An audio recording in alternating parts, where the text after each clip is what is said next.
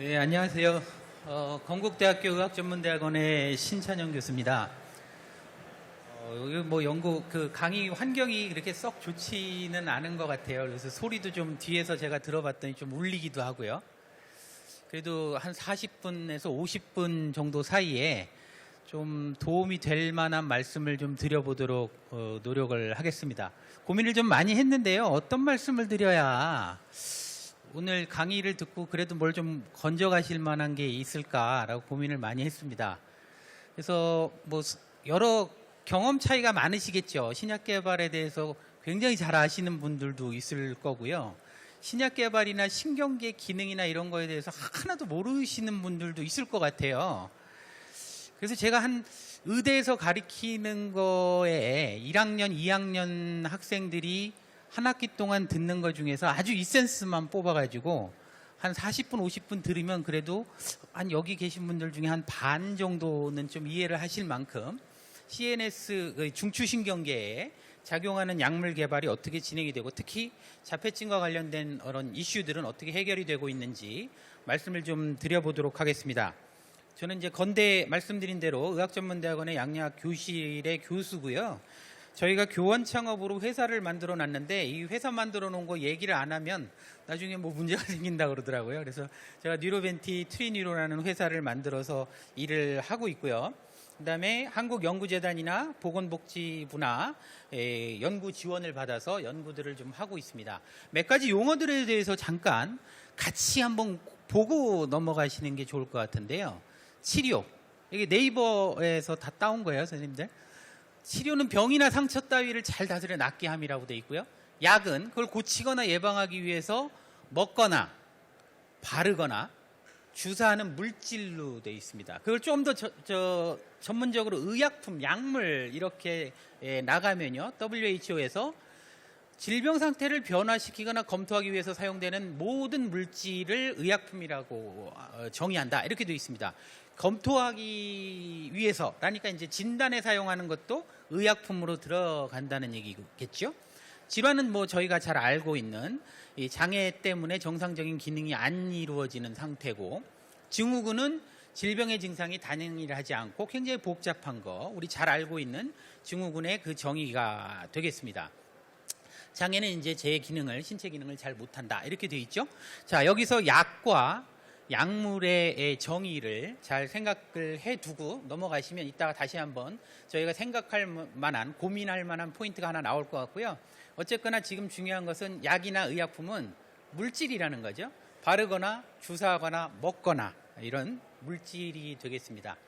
자, 약물 개발을 하는데, 새로운 약을 개발하는데 시간이 굉장히 오래 걸려요. 이 슬라이드도 굉장히 중요한 슬라이드인데요. 그런 신약을 만들려면요, 이게 이제 신약을 만드는 전체 프로세스를 영어로 이렇게 적어 놓은 겁니다. 그래서 이거를 단계별로 나누면 기초연구, 후보물질 도출연구, 비임상연구, 임상연구 이렇게 나눠요. 그래서 그 앞에 한 3분의 1 정도를 디스커버리, 탐색적 연구라고 그러고, 뒤에 3분의 2 정도를 디벨롭먼트, 개발 연구다 이렇게 얘기를 합니다. 임상시험이라는 얘기 들어보셨죠? 그래서 크게 나누면 임상 전에 전임상시험, 비임상시험 이렇게 얘기하고요. 임상시험 이렇게 얘기합니다. 임상시험은 사람한테 쓰는 거예요. 비임상시험은 사람한테 안 쓰고 동물에서 써서 이게 독성이 있는지, 효과는 제대로 있는지, 기전은 맞는지 이런 것들을 확인하는 거죠. 그래서 임상시험으로 들어가면 다 된 줄 아세요. 아, 임상시험 들어갔다. 그러면 몇 년만 기다리면 되겠거니. 안 됩니다. 임상시험 들어가서 성공 확률이 한 20% 정도밖에 안 돼요. 다 중간에 이제 실패할 확률이 높은 거죠. 그래서 한참 기다려야 되고요. 임상시험은 페이스 1, 2, 3, 세 단계로 나눕니다. 그래서 저 세 단계가 다 통과하면 이제 의약품으로서 허가를 받는 거죠. 의약품 일상시험에 들어갔다. 일상시험은 다른 임상시험하고 틀린 점이 있어요. 환자한테 쓰는 게 아닙니다. 일반 건강한 성인 환자한테 쓰는 거예요. 그래서 약을 성인한테, 건강한 사람한테 줘봤을 때 얼마나 흡수가 잘 되고 혈중 농도가 올라가고 이런 실험들을 하는 거라서 효과하고는 거의 상관이 없어요. 이상이 돼야 이제 효과를 보기 시작하는데 대개 몇 명을 보냐면 200명 정도 봅니다. 아까 유희정 교수님 얘기하셨을 때 라지 스케일, 아까 음악 치료 얘기할 때 780명 해갖고 라지 스케일 해줬다고 그랬죠. 200명은 좀 적은 거예요. 그래서 200명 우선 적은 환자 가지고 효과가 있는지 한번 봅니다. 근데 많은 경우에 200명을 갖고 하면 효과가 나와요. 그 작은 수를 하기 때문에. 근데 이거를 큰 숫자를 늘려가지고 페이스 3에 들어가서 3,000명의 환자를 대상으로 해보면 나왔던 통계적인 유의성이 안 나오는 경우가 종종 있습니다. 그래서 제일 중요한 건 어쨌든 맨 마지막 페이스 3까지가 잘 통과를 해야 되는데 페이스 2에서 어마어마하게 효과가 세게 나왔다, 크게 나왔다 이러면 기대할 가치가 좀 있어요. 그런데 마지막한 효과가 나왔다, 아주 뭐 좀 있는 것 같은데 이런 효과가 나왔다고 발표가 될 때가 있어요. 그런 경우는 여기 성공 확률 보장을 못합니다. 그래서 해봐야 하는 상황이에요. 굉장히 어려운 상황이죠. 이런 상황들을 다 견뎌내야 새로운 약이 나오게 됩니다. 우리나라의 지금 현실에 대해서 말씀을 좀 드려야 될 것 같은데요. 우리가 페이스 3까지 끝까지 해서 우리나라 식약처에서 신약허가 받은 게 30종이에요. 30종인데 중추신경계, 뇌, 브레인에 쓰는 신약은 하나도 없어요. 전부 다 다른 데 쓰는 거예요. 고혈압에 쓴다거나 뭐 그다음에 호흡기 질환에 쓴다거나 이렇습니다. 저희가 이제 의대에서 약을 가리키는데요. 이뇨제 신장약은 1시간 가리켜요. 1시간, 한 학기에 1시간 가리킵니다. 심장약 2시간 가리키고요. 고혈압약 2시간 가리킵니다. 호흡기 2시간 가리키고요. 장관에 하나, 그 다음에 항생제 2시간, 항암제 3시간 이렇게 가리켜요. 신경계에 작용하는 약물은 24시간 가리킵니다. 어마어마한 양을 가리키는 거죠. 그만큼 중요하고 많이 있어요, 약이. 이 약식이 이 신경계에 작용하는 약물의 기본을 어느 정도는 아셔야 되기 때문에 신경생물학 얘기를 조금 하려고 하는데요. 신경계 구성은 이렇게 되어 있습니다. 그림으로 보면 아주 복잡하게 되어 있어요. 신경세포만 있는 게 아니고요. 다른 세포들도 굉장히 많아요. 뭐 복잡한 얘기니까 그것까지는 안 하겠습니다. 뇌는 우리가 뇌 이렇게 얘기를 할 때 뇌는 한 개의 장기인가요? 우리가 심장 이렇게 얘기하면 하나의 장기죠. 폐 그렇게 얘기하면 폐도 하나의 장기입니다. 간 그러면 하나의 장기고요. 신장 그러면 또 하나의 장기죠. 뇌라고 우리가 흔히 얘기하잖아요. 하나의 장기인가요? 문제는 거기에 있는데 하나의 장기라고 보기 어려울 정도로 복잡합니다. 뭐 우리가 전뇌, 뭐 대뇌 이런 얘기하고 축두엽 얘기하고 소뇌 얘기하고 뭐 중뇌 얘기하고 간뇌 얘기하고 이름을 다르게 붙인 뇌 부위들이 많거든요. 이름이 뇌로 붙어 있어서 그렇죠. 진화적으로 보면 전혀 다른 기능을 수행하는 다른 그 기관들이 뭉쳐서 머리 안에 들어가 있는 거예요. 그래서 서로 다른 기관들이 여러 개가 모여 있을 정도로 복잡합니다. 세포의 구성도 이렇게 복잡하죠. 굉장히 복잡하고요. 그럼에도 불구하고 기본적으로 신경의 기능을 전도하는 기본 단위는 신경세포. 여기 뭐 그림을 많이 보셨으니까 아시겠죠? 자, 그래서 우리가 지금 신경의 기능을 전도한다는 말씀을 드렸어요. 신경의 기능을 전도하는 방법은 뭡니까? 뇌의 기능을 조절하는 방법. 뭘 써서 우리가 뇌 기능을 조절하고 신경 기능을 전도해서 다른 세포로 신호를 보내고 하죠? 한마디로만 말씀드리면 전기입니다. 전기. 그죠? 세포가 신경세포는 다른 세포와 달리 전기를 쭈루루룩 보내서 다른 세포로 전기 신호를 보내는 거예요. 그래서 하나의 세포가 무슨 신호를 보내고 싶으면 전기를 생산해서 쭉 보내서 이 시냅스라고 불리우는 세포와 세포가 마주치는 부분, 여기를 통과해서 다른 세포로 시그널을 보냅니다. 그래서 세포를 현미경으로 관찰하면요, 크리스마스 트리 전기 반짝반짝 하듯이 번쩍번쩍번쩍번쩍해요. 이쪽에 한쪽에 시그널을 딱 주면 전기 신호가 쭈르륵 타고 넘어가는 게 보입니다. 세포에서 세포로 넘어가는데. 자, 그래서 신경 기능을 조절하고 뇌 기능을 조절하는 거는 전기가 전도하는 걸 조절하면 되는 거예요. 어려울 거 하나도 없죠. 여기서 하나 우리가 생각해야 될 게 뭐냐면, 근데 세포와 세포 사이에 간극이 있어요. 세포가 붙어 있질 않잖아요. 물리적으로 떨어져 있습니다. 굉장히 작은 사이즈이긴 하지만 떨어져 있거든요. 그래서 신호를 한 군데서 두 군데로 보내줄, 두 번째 곳으로 보내줄 방법이 필요해요. 그게 뭐죠? 신경 전달 물질입니다. 전기를 쭉 보낸 다음에 마지막에는 케미칼, 화학 물질을 쭉 내보내 가지고 다음 세포가 그 화학 물질을 받아들여서 다음 전기 신호를 만들게 하는 거예요. 그렇죠? 그래, 그거를 우리가 시냅스라고 부르고요. 뭐 시냅스 모양은 뭐 상상으로 그리면 이렇게 됩니다. 자, 그래서 세포의 구조가 이렇게 되기 때문에 우리가 어떤 잘못되어 있는 신경 기능을 고치려면 아주 간단해요. 신경 전도 전기를 조절하든지 아니면 이 부위에서 화학물질이 전도가 되기 때문에 화학물질을 많이 나가게 하든지 못 나가게 하든지 그 화학물질이 이 두 번째 세포에 못 붙게 하든지 뭐 이런 방법들을 쓰면 됩니다. 아주 심플해요. 심플하죠. 그것 플러스 또 한 가지 우리가 생각하는 신경을 조절할 수 있는 다른 방법이 뭐냐면 신경 가소성이라는 개념이에요. 우리는 신경은 다른 생체에 존재하는 모든 조직과 가장 큰 다른 점이 뭐냐? 바뀐다는 거예요. 공부하면 바뀌잖아요. 그죠? 그래서 그걸 우리가 뭐라 그러냐면 신경 가소성이라고 합니다. 그래서 모든 다른 장관 조직들은 생체를 구성하는 기본 원리가 호미오스테시스, 평형을 유지하려고 그래요. 그래서 안 쓰면 더 많이 쓰게 만들고 쓰면 좀 줄여서 너무 혈압이 안 올라가게 하고 혈압이 떨어지면 혈압을 다시 올리고 심장이 빨리 뛰면 그만 뛰어라 그러고 심장이 느리게 뛰면 심장 빨리 뛰게 만들고 그래서 일정 레인지를 유지하게 만들죠. 심장을 20번, 40번 미만으로 떨어뜨리게 할 수 있는 분은 여기 없단 말이에요. 자동으로 그렇게 조절하죠. 그죠? 한 60번 정도 뛰게 조절을 하는데 신경계는 안 그래요. 쓰면 더 좋게, 안 쓰면 없애고. 그래서 쓰는 신경은 점점 더 기능이 강화되고요. 구조도 바뀌어요. 구조. 시냅스가 더 많이 생깁니다. 이렇게 복잡하게 만들어지는 거죠. 그래서 다른 하나의 신경계 기능을 조절할 수 있는 방법은 신경 가소성을 촉진하는 방법. 신경계가 기능을 활발하게 하게 한다든지 아니면 신경계의 시냅스가 많이 생기게 한다든지 아니면 새로운 신경세포를 줄기세포를 이용해서 만들어주든지 이런 방법들을 써서 우리가 질환을 치료할 수가 있습니다. 그래서 이게 그림인데요.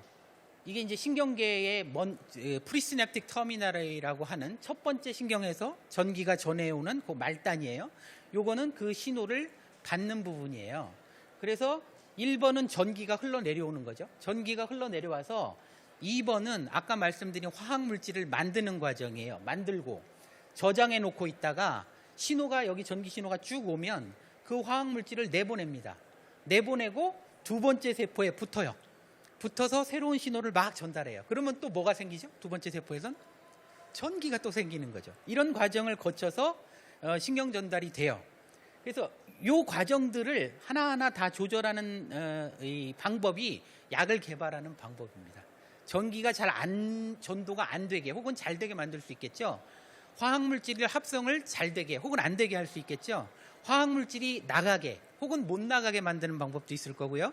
화학물질이 두 번째 세포에 못 붙게 만드는 방법 혹은 잘 붙게 만드는 방법 이렇게 붙는 걸 흉내내는 그런 방법도 있고요. 화학물질이 나왔는데 확 분해를 시켜서 없애버리는 방법도 있어요.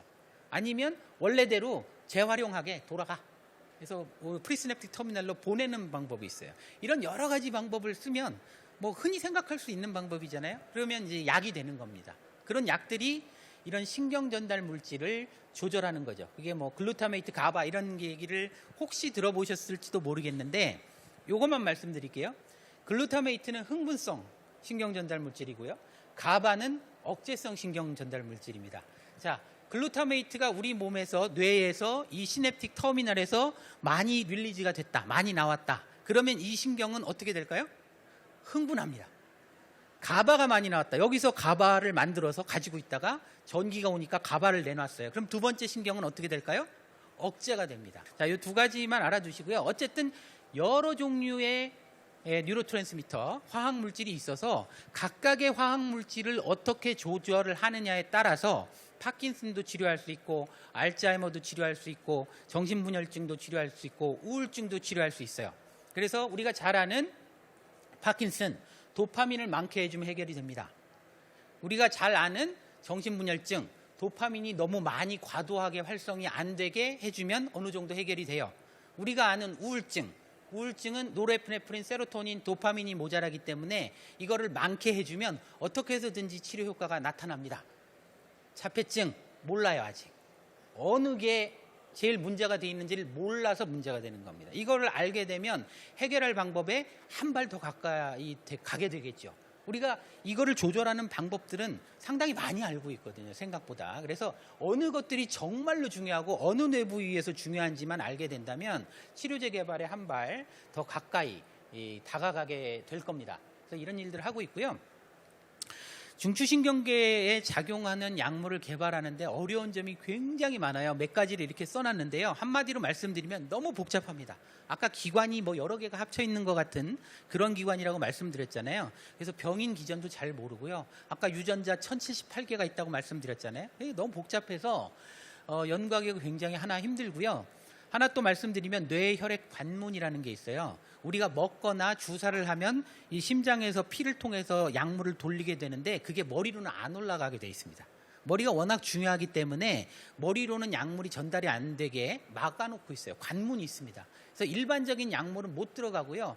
굉장히 잘 들어가게끔 아주 정교하게 설계하지 않으면 웬만한 것들은 안 들어가는 또 단점이 있어요. 그러니까 어디셔널 허들, 또 하나의 관문이 있는 거죠. 약을 만들기 위해서. 그런 복잡성이 있고요.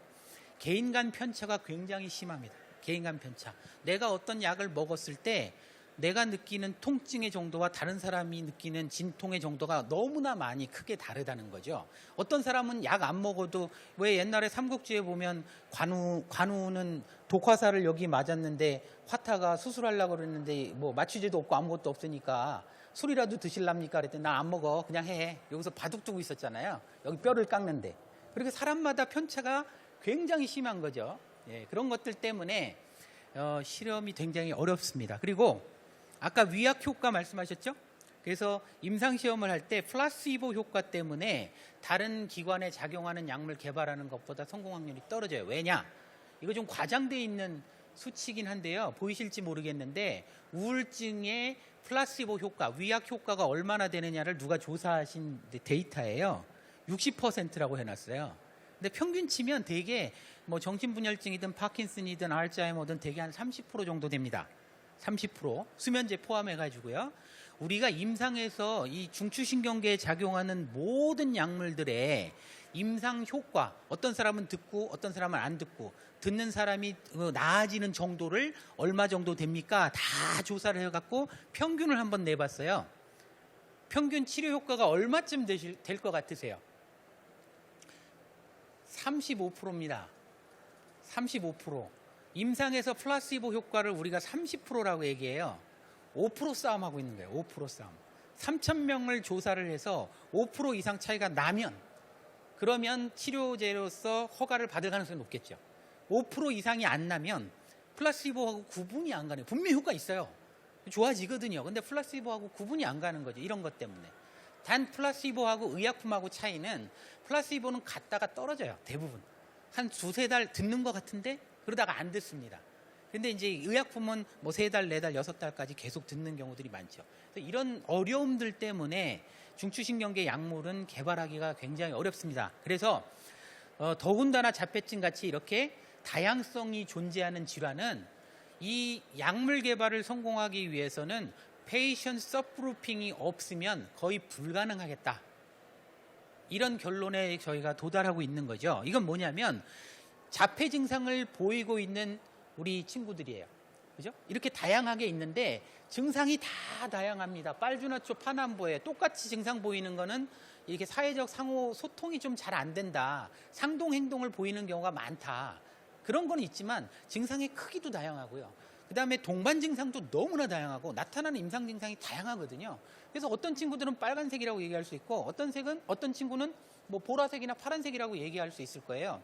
근데 소위 말하는 one side feature, 한 약으로 모든 자폐 증후군을 치료해 보겠다는 어프로치, 접근법 안 됩니다. 왜?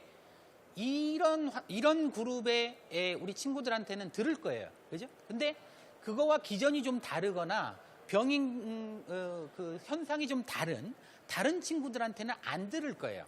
안 듣거나 아니면 부작용이 더 있을 수도 있어요. 그죠? 그래서 이거를 10개라고 아마 한번 생각을 해보세요. 10개로 우리가 구분할 수 있다.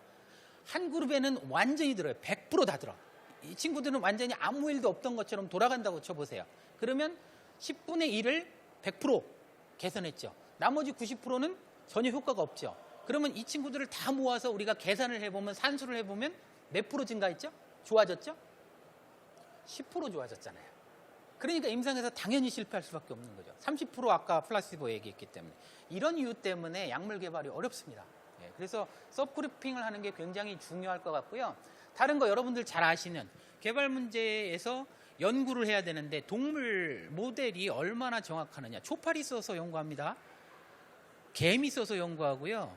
그 다음에 벌 써서 연구해요. 벌하고 개미는 사회적인 곤충이잖아요. 우리 다 알고 있는 거잖아요. 그 개미 유전자 연구해요. 벌 연구하고, 아까 말씀드린 뭐 다른 거 연구합니다. 물고기도 연구해요. 지브라피쉬도 연구하고 물고기도 연구하고요. 우리 제일 많이 쓰는 거는 물론 쥐 가지고 연구를 하죠. 그죠? 근데 쥐가 사람이냐? 이것 때문에 엄청나게 공격을 많이 받습니다. 아닌 경우도 많아요. 그런데 상당히 많은 경우에 사람한테서 결국 결과적으로 개발에 성공한 약들은 쥐에 써보면 거의 잘 들어요. 어쩔 방법이 없는 거죠. 쥐를 써서 연구를 할 수밖에 없고, 그렇지만 가능하다면 원숭이까지 올라가서 하는 게 좋겠다. 그냥 쥐에서 끝내는 것은 좋지 않겠다라는 거죠. 제가 생각하기에는 그래도 자폐는 연구하기에 치매보다는 훨씬 좋은 것 같아요. 쥐를 써도.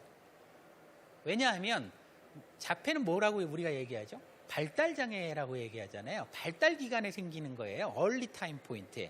치매는 언제 생기죠? 50세, 60세 정도 되면 사람한테 생기잖아요. 쥐 수명이 얼마일까요?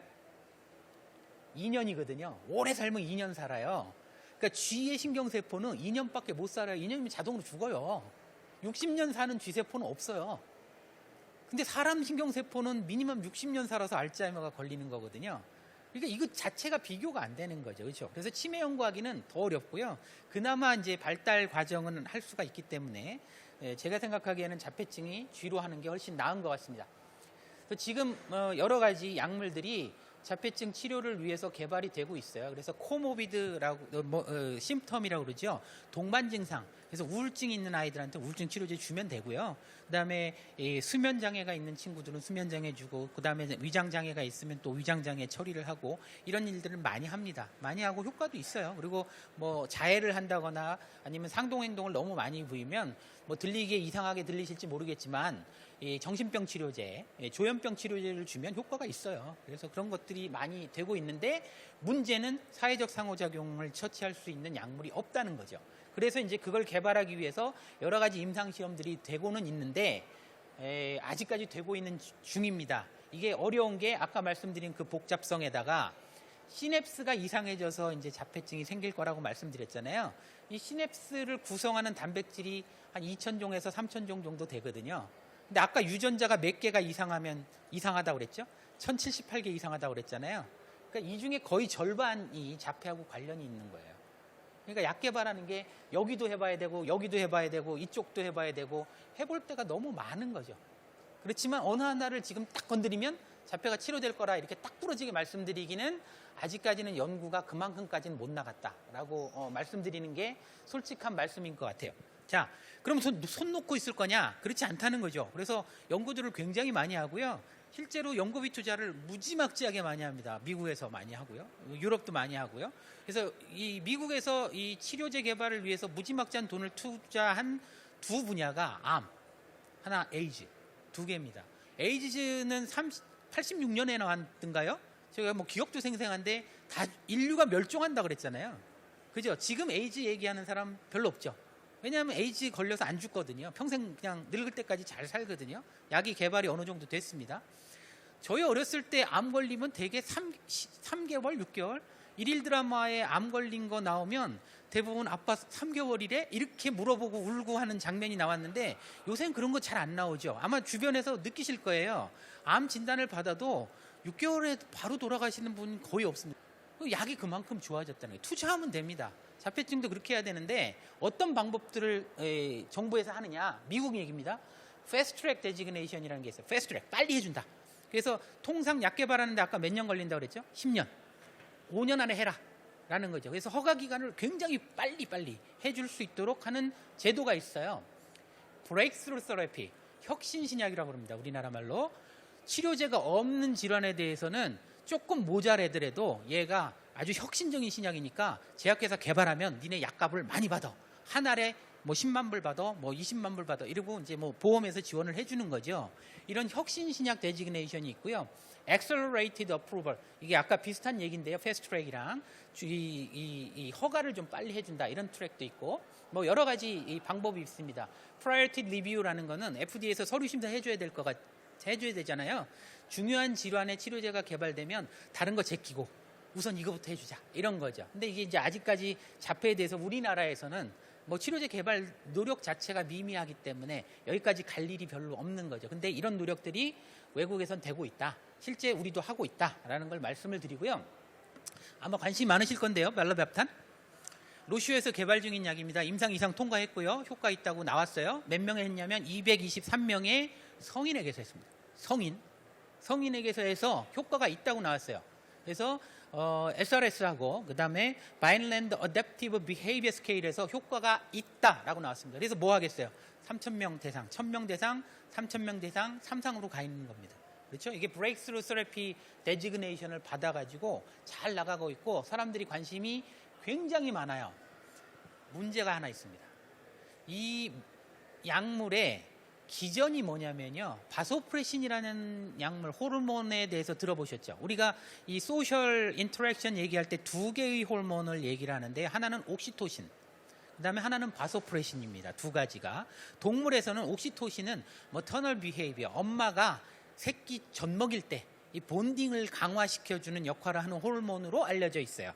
옥시토신, 동물에서는 새끼를 낳을 때 그런 거 알려져 있고, 바소프레신, 메이팅 할 때 남녀 간의 본딩을 좋게 해주는 호르몬이다 이렇게 알려져 있습니다. 그래서 이게 바소프레신이 잘못되면요 바람을 펴요. 쥐가 바람을 핍니다. 그래서 이거를 정상적으로 다시 유전자 조작을 해놓으면 바람 피던 동물이 바람을 안 피고 암컷 하나만 계속 쫓아다녀요. 그 정도로 소셜 본딩에 중요한 이런 호르몬인데, 발로밥탄이라는 약은요 바소프레신의 억제제예요. 안타고니스트라고 우리가 전문 용어로 하는데 억제제입니다. 요 논문의 이상 결과가 사이언스 트랜슬레이셔널 메디신에 지난달에 발표가 됐는데요. 그 논문과 백투백이라고 하는데 연달아 나온 논문이 하나 있어요. 다른 그룹에서 바소프레신을 가지고 임상 연구를 했어요. 사람한테 역시 한 연구예요. 바소프레신입니다. 바소프레신 억제제가 아니고요. 걔를 썼는데 효과가 있었을까요? 없었을까요? 있어요. 이게 어떻게 된 거죠? 바소프레신도 효과가 있고 바소프레신을 억제했는데도 효과가 있다고 그래요. 지금 과학자들이 이제 완전히 이제 퍼즐에 빠져 있는 거죠. 이해를 못 하는데, 뭐 하나의 설명은 바소프레신을 갖고 한 임상 시험은 아이들을 대상으로 했어요. children 대상으로 했고, 발로밥탄이라는 억제제를 갖고 한 것은 성인을 대상으로 했습니다. 그래서 조금 이따 이 이슈가 또 한번 제가 말씀을 드릴 텐데, 아이들과 어른에게서 메커니즘이 다를 수 있다라는 기대를 우리가 하는 거죠. 그래서 더 연구를 더 하겠죠. 그래서 관심은 많습니다. 관심 많은데 아직까지 확실하진 않은 거예요. 네, 그런 정도 생각하시면 될 것 같고요. 뭐 이런 게 많이 있습니다. 발로밥탄 외에도 뭐 미국이나 우리나라에서 막 임상시험 들어가고 있는 거, 그다음에 전임상시험이 끝나가는 거, 이런 것들이 몇 종류 있습니다. 그래서 향후 10년 내로는 뭔가 좀 효과가 있을 것 같고요. 그런 이제 기전을 알아야 뭘 하는데, 그 기전 중에 흥분성 억제성 불균형이라는 가설이 있습니다. 이건 저희가 논문으로 낸 건데요. 정상적인 이 신경 활성이 너무 과도하게 흥분이 되거나 너무 과도하게 억제가 되면 자폐 증상이 보일 수 있다라는 가설이에요. 동물 실험으로는 수백 편의 논문이 나왔어요, 이게. 그래서 이 가설이 만약에 맞다면 우리가 치료를 할 수 있는 방법은, 만약에 어떤 그룹의 자폐증을 가지고 있는 사람들이 하이퍼 액티베이션, 과도한 흥분이 되어 있는 상황이라면 과도한 흥분 상황을 억제시키면 되죠, 정상적으로. 그 방법은 아까 모두의 제가 시냅스를 보면서 설명드린 여러 가지 방법이 있습니다. 그것들을 다 해보는 중이에요, 지금 저희가. 저도 해보고 외국 학자들도 해보고 제약회사도 해보고 있습니다. 어떤 그룹의 자폐에 지금 가지고 있는 분들이 억제가 너무 많이 돼 있다 그러면 억제성을 제거해서 정상적으로 흥분이 많이 되게 해주면 돼요. 이런 방법도 굉장히 여러 가지 방법을 우리가 고안할 수 있어요. 그것도 역시 다 해보고 있는 중입니다. 그런데 이제 가장 큰 문제는 어떤 그룹이 이거고 어떤 그룹이 이건지를 잘 모른다는 거죠. 사람에게서. 동물에게서는 어느 정도 압니다. 어떤 동물 모델이 이런 거고 어떤 동물 모델이 너무 반대로 과도하게 억제가 되어 있는지 알아요. 저도 직접 연구를 하는데 제가 쓰는 동물 모델 중에 일부는 흥분성이 많이 되어 있습니다. 그래서 흥분성을 억제하는 약물을 주면, 뭐 신문 방송에도 나왔었는데요, 치료 효과가 있어요. 그런데 재밌는 것은 그러한 흥분성을 억제하는 물질을, 똑같은 자폐치료 후보 물질이죠, 그걸 억제성이 많이 되어 있는 그런 동물 모델한테 주면 어떻게 될까요? 흥분성을 억제하는 물질인데 억제가 많이 돼 있는 자폐동물 모델한테 쓰면 어떻게 될까요? 치료 효과가 있을까요? 악화시킵니다, 오히려. 그죠? 그러니까 이게 이 동물에서는 이런 가설이 맞다는 거죠. 그래서 이게 이제 사람한테도 맞는지 그런 것들을 지금 많이 연구들을 해가는 중입니다. 뭐 이런 건 다 넘어가겠습니다. 동물 연구 결과고요.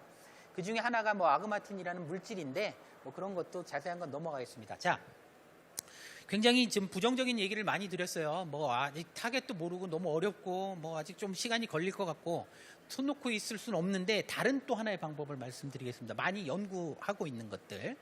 아까 모두에서 약이라고 했을 때 뭐라고 돼 있었죠? 바르거나 먹거나 뭐 찌르거나 이런 물질이라고 그랬잖아요. 그게 이제 클래시컬한 약물 개념입니다. 케미칼, 화학물질 아니면 단백질, 항체 이런 것들, 바이올로직스 이런 것들이 약으로 돼 있는데요. 지금은 비약물성 치료 옵션에 대한 연구가 많이 되고 있어요. 복잡한 말이 여기 많이 써 있지만 이 말이 뭐냐면 결국은 전기를 주자, 자기장을 주자, 자석을 막 크다만 자석을 여기다 씌우는 거죠. 뭐 초강력 자기장을 주자, 초음파를 주자. 그래서 브레인에 어떤 자극을 주는 겁니다. 그 자극을 주는 거의 목표는 뭘까요? 여러 가지 방법 지금 말씀드렸죠. 전기, 뭐 직접 주는 교류, 직류, 초음파, 자기장 이런 거 말씀을 드렸는데요. 이거를 주는 목표는 뭐죠? 전기를 바꾸는 겁니다. 머리는 이 신경세포는 전기라고 그랬잖아요. 그래서 이런 거를 주면 머리에 전기 신호가 바뀌어요. 그래서 이제 어느 부위에 좀 많이 주면 치료 효과가 있겠다 이런 걸 기대하면서 연구를 하고 있는 거죠. 그거를 들어보신 분도 있고 못 들어보신 분도 있겠지만 전기약이라는 개념을 씁니다. 일렉트로슈티컬, 파마슈티컬에서 똑같은 슈티컬을 따다가 전자약, 전기약이라는 말을 써요. 일렉트로슈티컬. 이거 액티브하게 지금 많이 하고 있고요. 네, 이런 게 있고요. 다른 하나는 뭐냐면요. 요거는 외국 건데요. 아켈리 인터랙티브 랩이라고 이거 하버드 쪽에 있는 이 회사인데요. 스탠포드에서 시작해서 게임이에요. 게임을 통해서 ADHD의 하이퍼액티비티 어텐션 프로블럼을 줄여보자부터 시작을 해서 연구를 했습니다. 3상 실험을 했어요. 임상 시험을 했어요. 이 중요한 게 임상 시험을 했다는 겁니다. 아까 이제 유희정 교수님이 에비던스가 있어야 된다고 말씀하셨잖아요. 그래서 그 증거를 모이기 위해서는 결국은 컨트롤드된 인바이러먼트, 병원에서 환자 대상으로 설계를 잘해서 임상 시험을 해야 되는데 이거는 300명 대상으로 임상 시험을 한 거예요. 효과 나왔습니다. 효과 나와서 지금 FDA에서 게임인데 치료제로 허가해 주세요 라고 밀당하는 중이에요. 지금 서류 심사하는 과정입니다. 같은 회사에서 자폐도 이런 식으로 게임을 써서 증상이 완화될 수 있는지 치료제를 개발하는 중이에요. 저희도 관심이 많아서 이쪽 연구를 좀 하고 있는데 이거는 뭐라고 그러냐면 디지털 메디신이라고 그럽니다. 디지털 의약품. 자, 케미칼로 하는 게 너무 오래 걸리고 힘든데 이거는 부작용은 좀 비교적 적은 편이거든요. 그러니까 이런 부분에도 우리가 특히 자폐같이 지금 언맷 니드가 크고 치료제 개발하기 어렵고 이런 부분에서는 한번 도전해 볼 만한 부분이 아닌가. 그래서 이거 연구하는 사람들이 굉장히 많습니다. 앞으로 좀 소식이 있을 것 같고요. 정밀의약품 몇 분쯤 남았죠? 12분. 조금 시간이 있네요. 정밀의약품을 만들 필요성이 있는데 대단히 죄송스러운 말씀이지만 약을 먹어서 질병이 안 낫습니다. 여러분들 드시면서 아마 이제 좀 연세 드신 분들도 많이 있는 것 같은데 고혈압약 드시죠? 당뇨약 드시는 분 많을 것 같고요. 저도 고지혈증을 3년째 약을 먹고 있는데 고지혈증 약은 뭐 성인 남성이라면 아마 한 60% 정도 먹는 걸로 알고 있습니다. 낫던가요? 고지혈증 약을 왜 먹죠? 고지혈증 약을 콜레스테롤을 낮추려고 먹습니까? 고개를 끄덕이시는 분도 있는데 틀렸습니다. 콜레스테롤을 낮추려고 먹는 게 아니고요. 심장마비를 예방해보고자 먹는 거예요. 뇌졸중을 예방하고. 왜? 콜레스테롤을 낮추면 그게 예방이 된다고 믿으니까. 과학적인 증거가 있으니까. 그죠? 그래서 소위 말하는 콜레스테롤 치료제들이 있습니다. 심베스테틴 이런 것들이 있는 거죠. 그런 약들이 치료 효과가 과연 있느냐는 거예요. 없다는 거죠. 고지혈증은 낮췄는데 질환을 치료하지 못한다는 겁니다. PPI 드시는 분 있죠? 프로톤 펌프 이니비터, 오메프라졸, 란소프라졸 이런 거 병원에 가가지고 이 역류성 식도염 치료제 드시는 분 있죠? 위산 조금 드시면 역류성 식도염이 나아요. 한 2주 정도 드시면 낫습니다. 그래서 이제 의사가 재발하니까 2달간 먹으라고 그래서 2달간 잘 먹었어요. 이제 다시는 안 생기겠지. 다시 생깁니다. 4개월 후에 다시 생겨요. 안 낫습니다. 그리고 여기 지금 나와 있는 표가 그런 거거든요. 지금 쓰고 있는 의약품들이 한 명은 낫고 병이 낫고 나머지는 병은 안 낫는다는 거예요. 조금 좋아졌지. 예, 아주 좋은 약들이 한 명 낫고 3명 안 낫고 뭐 이런 정도가 아주 좋은 약들이에요. 그래서 이런 거를 보더라도 프리시전 메디슨, 정밀의학을 만들어야 된다. 내가 나한테 맞는 약을 만들어야 된다는 게 굉장히 중요하고 자폐는 더욱더 중요할 것 같다. 한 10분 정도의 이 얘기들을 우리가 생각을 해보시자고 제가 이 말을 써왔습니다. 내 아이에게 사용할 수 있는 치료 약물의 개발 가능성이 있겠느냐 생각해볼 팩터들이 여러 개 있다는 거죠. 지금 아까 5년, 10년 정도 걸린다고 말씀드렸는데 지금 우리 아이 10살인데 5살인데 10년 지나면 15살인데 그럼 끝난 거 아니야? 이렇게 생각하실 분들도 많을 거예요. 그렇죠? 그게 제일 중요한 용어가 뭐냐면 신경기능 발달의 임계기라는 겁니다. 크리티컬 피리어드. 눈은요. 크리티컬 피리어드가 3세 이전에 끝나요. 3세 이전에. 언어는요. 10세 이전에 거의 끝납니다. 그 말은 무슨 소리냐면요. 눈을 어떤 사고가 있어서 이렇게 꼬매 놓잖아요. 꼬매 놓고 3년 있다가 눈을 다시 풀어 놓잖아요. 이 눈 멀어요. 눈은 멀쩡한데 멀어요. 왜 뭐냐면 여기서 들어오는 신경 신호를 머리에서 안 받습니다. 아까 가소성이 있다고 그랬죠. 여기서 신호 안 들어오는구나. 아, 여기는 쓸데없네. 안 쓰는 데네. 아까운 부분이니까 다른 데 줘야지.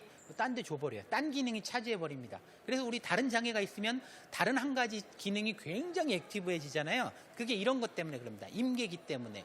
만약에 우리가 알고 있는 소셜 인터랙션, 상호적인 소셜 상호작용이 임계기가 있다면 15살 이후에 약이 개발돼도 늦을 거예요. 그죠? 이게 아직까지 연구가 안 돼 있는 부분입니다. 몰라요. 언어는 10세예요. 그래서 영어를 배우려면 10세 이전에 배워야 모국어가 되는 거지 10세 이후에 보면 아무리 영어 잘하는 사람도 한국말로 일단 번역해서 영어가 나가요. 그죠? 예, 그게 다 알려져 있어요. 소셜은 안 알려져 있는데 다행스럽게도 최근에 나오는 몇몇 논문들이 소셜은 크리티컬 피리어드가 없는 자폐 이 그룹들이 있는 것 같다라는 논문들이 많이 나오고 있어요. 그래서 어덜트에 써도 이 신경계의 구조나 기능이나 자폐 행동이 완전히 고쳐지더라는 게 나오고 있습니다. 그래서 우리 아이들이 어떤지 모르는 거죠. 그래서 이 연구가 굉장히 많이 돼야 될 필요가 있고요. 그다음에 한 가지 더 중요한 게 뭐냐면 우리가 많이 하는 연구들 중에 또 하나 어떤 훌륭한 교수님들이 하는 연구 중에 하나가 또 뭐냐면 크리티컬 피리어드 리오프닝이라는 연구를 해요. 임계기를 다시 연다는 뜻이죠. 크리티컬 피리어드가 지나면 모든 게 닫힌다 이런 뜻이거든요. 크리티컬 피리어드를 어떤 화학 물질이든 전기적인 방법이든 써서 뇌를 다시 열어주자 라는 연구를 합니다. 일부 성공했어요. 그래서 다른 거 아까 말씀드린 이런 터치 센세이션이나 시각이나 이런 게 안 되는 동물인데 이미 지나가서 그 동물한테 어떤 특정 처치를 해주면 다시 열려요. 그래서 시각 기능이 이게 회복이 됩니다. 그런 연구들이 되고 있어요. 그게 성공한다면 만약에 혹시 소셜 인터랙션, 사회적 상호작용에 임계기가 있어서 우리 아이가 지났다고 하더라도 다시 열려줄 가능성이 있는 거죠. 그러니까 자폐치료제 플러스 임계기를 조절할 수 있는 약물을 개발하면 아직 여전히 희망이 있는 거고 그걸 위해서 노력하는 많은 분들이 있습니다. 신경 연결의 재조정 가능성. 많은 분들이 이런 얘기를 하세요. 신경은 한번 연결이 되면 발달이 되면 끝이기 때문에 발달을 되돌릴 수 없다. 그래서 신경계의 발달 장애를 치료할 수 있는 약물을 개발한다는 것은 말이 안 된다. 이렇게 잘못 알고 계시는 분이 있어요. 아까 말씀드렸잖아요. 시냅스의 가장 큰 특징은 시냅틱 플라스티시티, 재연결이 가능하다는 겁니다. 그래서 이런 임계기 문제만 없으면 리오가나이제이션이 가능해요. 리버서빌리티 있습니다. 그래서 가능하다는 거죠. 프리시전 메디슨을 해야 된다는 거고요. N-of-1 클리니컬 트라이얼, 상승 효과, 시너지즘, 약물학적으로 굉장히 중요한 개념인데요. 두 가지를 동시에 썼을 때 효과가 급속하게 상승하는 기전이 있어요. 그러니까 우리가 지금 아까 디지털 메디슨, 엘렉트로슈티컬, 그 다음에 약물도 여러 가지 약물들이 가능할 거다 이렇게 얘기를 했잖아요. 컨비네이션을 했을 때 엄청나게 좋아질 가능성이 있습니다. ABA를 하면서 약물을 줘보고 ABA를 하면서 디지털 메디슨을 줘보고 이런 것들이죠. 이런 부분에 대한 연구가 굉장히 안 돼 있어요. 그래서 우리 아이들한테 써먹을 좋은 방법인 것 같습니다.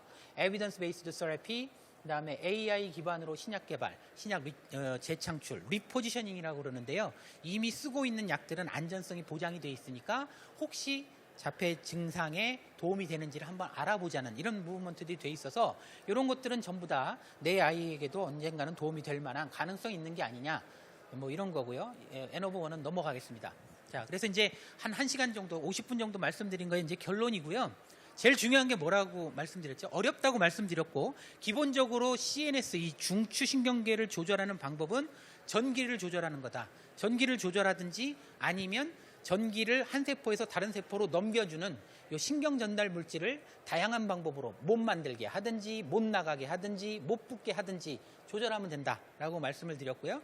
이 전기 자체를 조절하는 방법은 약물 말고도 전기나 아니면 게임이나 이런 디지털한 메소드도 가능할지도 모르겠다, 이런 말씀들을 드렸어요. 그럼에도 불구하고 어렵다. 왜? 플라시보나 BBB나 굉장히 복잡한 질환 기전 때문에 그렇다. 해결하려면 뭐? 표현형 바이오마커를 통해서 환자를 서브그룹핑을 하는 거, 아주 미세 분류를 하는 게 빨리 돼야 개발 확률이 확 올라가겠다라는 거고요. 동물 모델을, 좋은 동물 모델을 쓰고 희귀질환별로, 질환별로, 요거랑 비슷한 얘기죠, 그죠? 예, 그래서 질환별로 접근하거나 장애 증상별로 접근하는 게 좋겠다. 역중계 연구가 중요하다. 환자의 참여가 무지무지하게 중요하다. 이거 없으면 아무것도 안 됩니다. 그래서 환자의 참여, 요새 포피 메디슨이라고 그러잖아요. 이 P가 4개의 P가 중요하다. 프리벤션 중요하고, 그다음에 프리시전 메디슨 중요하고, 이런 얘기를 합니다. 그 중에 P 하나가 뭐냐면 participation입니다. 환자의 참여가 아주 적극적으로 필요하다. 제가 개발하고 있는 약 하나를 유전 질환이면서 자폐 증상을 나타내는 질환이죠. 프레이저 X 신드롬이 있어요. 그 신드롬을 가지고 있는 미국의 환우 그룹하고 연결이 돼서 이런 것도 있어요라고 얘기를 한 케이스가 있었어요. 근데 그 환우 그룹에서 그 연구를 하는 의사들한테 연락을 해서 그 의사가 저희한테 연결을 해가지고 너네가 지금 연구하고 있는 거, 개발 중에 있는 거 우리랑 좀 같이 해볼 수 있다. 내가 도와주겠다. 이렇게 연락이 됩니다. 의사가 알아서 연구 자랑하는 게 아니고요. 환자 그룹을 통해서, 환우의 그룹을 통해서 가는 거예요. 거꾸로. 그런 파티시페이션도 굉장히 이 약 개발을 촉진하는 데 중요한 팩터일 것 같습니다. 그래서 결론적으로 어렵고 힘들고 아직까지는 만족할 만한 결과가 없지만 그래도 상당히 많은 연구들을 하고 있고 희망을 잃을 단계는 아니다라고 말씀을 꼭 드리고 싶습니다. 네, 이상으로 강의 마치겠습니다.